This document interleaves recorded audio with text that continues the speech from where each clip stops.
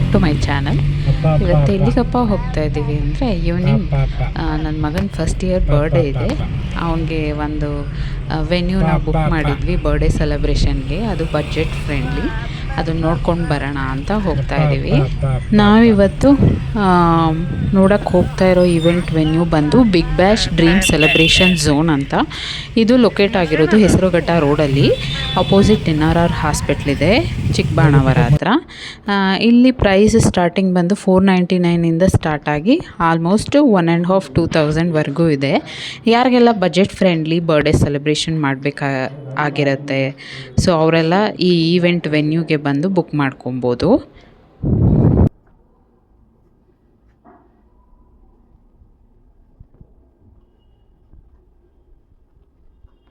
ಆಮೇಲೆ ಗೈಸ್ ಒಂದು 2,000 3,000 ಅಥವಾ 4,000, ಜಾಸ್ತಿ ಜನ ಅಂದ್ಕೊಳ್ಳಿ 4,000 ಒಳಗಡೆ ಮುಗ್ದೋಗ್ಬಿಡತ್ತೆ. ಆ್ಯಂಡ್ ನಿಮಗೆ ಊಟ ಬೇಕಾದರೆ ನೀವೇ ಎಲ್ಲ ರೆಸ್ಟೋರೆಂಟಲ್ಲಿ ಆರ್ಡರ್ ಮಾಡಿ ತೊಗೊಂಡು ಬರ್ಬೋದು ಇಲ್ಲಿಗೆ. ಇಲ್ಲಿ ಹೊರಗಡೆ ಫುಡ್ ಅಲೋ ಇದೆ ಗೈಸ್. ಅವರು ನಿಮಗೆ ಟೇಬಲ್ ಆ್ಯಂಡ್ ಚೇರ್ಸ್ನ ಅರೇಂಜ್ ಮಾಡಿಕೊಡ್ತಾರೆ, ಈವನ್ ತಿನ್ನೋದಕ್ಕೆ ಕೂಡ. ಸೊ ನಿಮಗೆ ಆದಷ್ಟು ಚೆನ್ನಾಗಿರುತ್ತೆ. ಆ್ಯಂಡ್ ಸೋಫಾ ಇರುತ್ತೆ, ಎಕ್ಸ್ಟ್ರಾ ಮೆಂಬರ್ಸ್ ಇದ್ದರೆ ಅವರು ಚೇರ್ ಕೂಡ ಕೊಡ್ತಾರೆ ಕೂತ್ಕೊಳ್ಳೋದಕ್ಕೆ. ನೀವು ನೋಡಿ, ಯಾರಾದರೂ ಇಲ್ಲಿ ನಿಯರ್ ಬೈ ಇದ್ದರೆ ಯು ಕ್ಯಾನ್ ಕಾಂಟ್ಯಾಕ್ಟ್ ದೆಮ್. ಅಷ್ಟೇ ಗೈಸ್. ಸೊ ನಿಮಗೆ ಒಂದು 5,000 ಕಾಸ್ಟ್ ಒಳಗಡೆ 1 ಇಯರ್ ಬರ್ಡೇ ಫುಲ್ಲು ಮುಗಿದೋಗ್ಬಿಡತ್ತೆ, ಒಂದು ಬರ್ಡೇ. ಆ್ಯಂಡ್ ನಿಮಗೆ ಪ್ರೈವೇಟ್ ರೆಸ್ಟೋರೆಂಟಲ್ಲಿ ಹೋಗಿ ಏನು ಬೇಕೋ ಆರ್ಡರ್ ಮಾಡಿಕೊಂಡ್ರೆ ಅವರು ನಿಮಗೆ ಯಾವ ಟೈಮಿಗೆ ಬೇಕೋ ತೊಗೊಂಬಂದು ಕೊಡ್ತಾರೆ. ಅಷ್ಟೇ ಗೈಸ್. ಸೊ ನಮಗೆ ವೆನ್ಯೂ ಓಕೆ ಆಯಿತು, ಅಲ್ಲಿಂದ ಮನೆಗೆ ಹೊರಟ್ವಿ.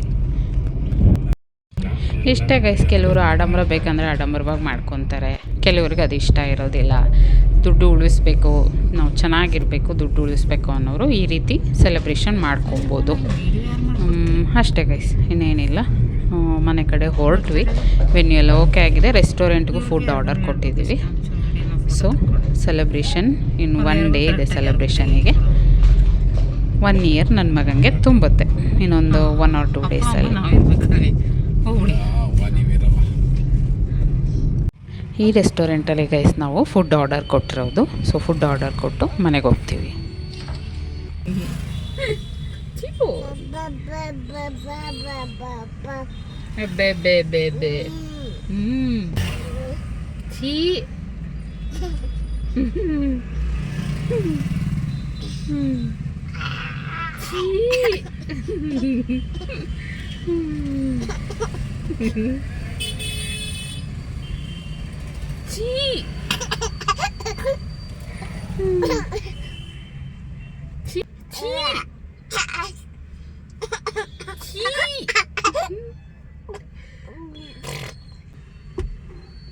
ಓನ ಬಂಗಲಿ ಅಮ್ಮನ ಅಮ್ಮ.